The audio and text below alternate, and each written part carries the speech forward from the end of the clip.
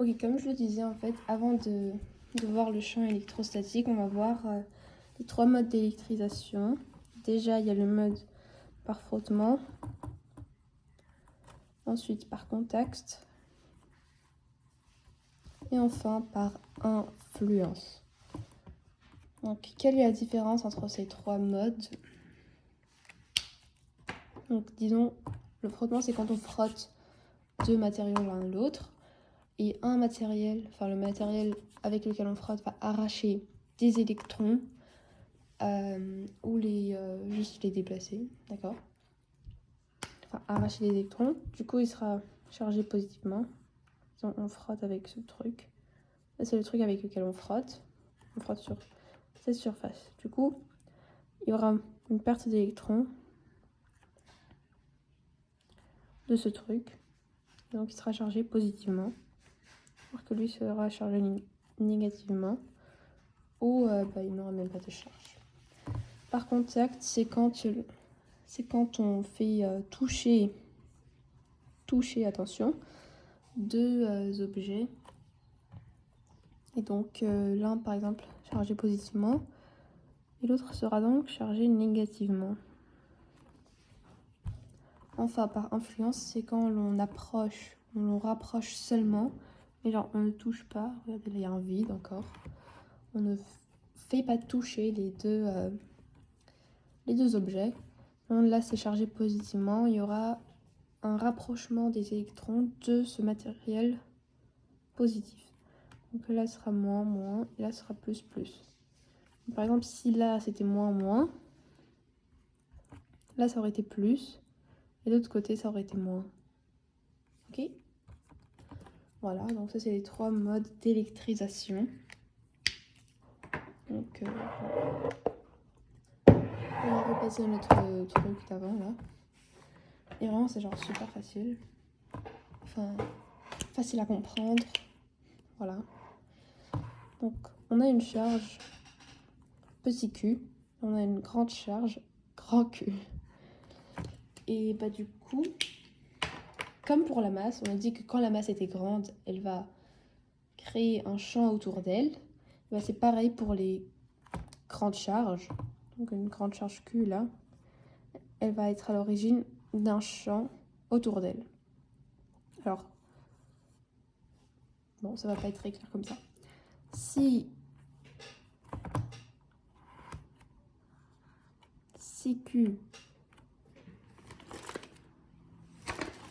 enfin si la charge est supérieure à 0, par exemple, genre, si c'est 2 plus et pas moins, alors les lignes de champ sont dirigées vers l'extérieur. Alors que si la charge est inférieure à 0, qu'est-ce qui se passe avec les lignes de champ à votre avis? Elles seront... Ok, c'est n'importe quoi.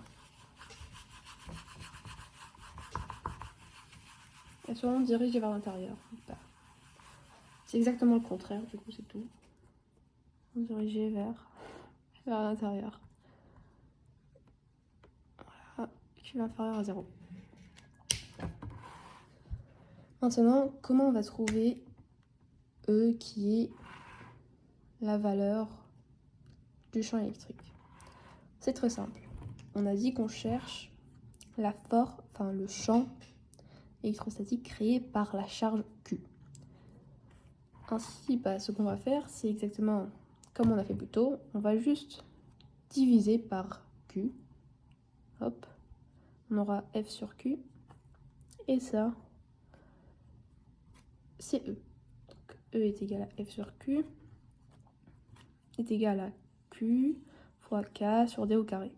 Enfin, grand Q fois K sur D au carré. D'accord? Et vraiment, c'est tout parce que quand il y a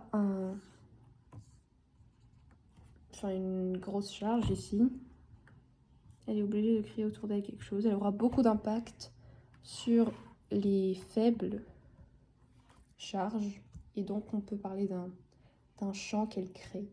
Donc automatiquement, une charge très grande va créer autour d'elle un champ électrostatique.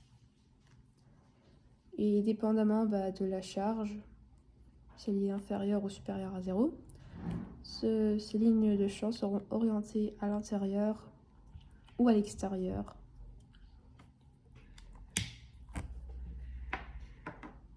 Voilà. En conclusion, on a gravitation et on a électrostatique. Donc ces deux forces qui ont également un champ qui leur est un petit peu propre, on va dire. Donc on a déjà vu le champ de gravitation, c'est donc G. Un G un petit peu bizarre. Donc là, on dit qu'un objet de masse M va subir une force F quand il se trouve dans le champ de gravitation de G. Donc ce champ, c'est le champ d'une masse qui est grande, enfin d'un corps avec une grande masse, d'accord? Oui, voilà. Et ici, on a E. Ça, c'est le champ, enfin la valeur, comment on note le champ si on veut. Champ électrostatique, pardon. Et donc, c'est F sur Q. On dit donc qu'une particule de charge Q subit une force F quand elle se trouve dans un champ électrostatique E. Voilà quoi. C'est tout.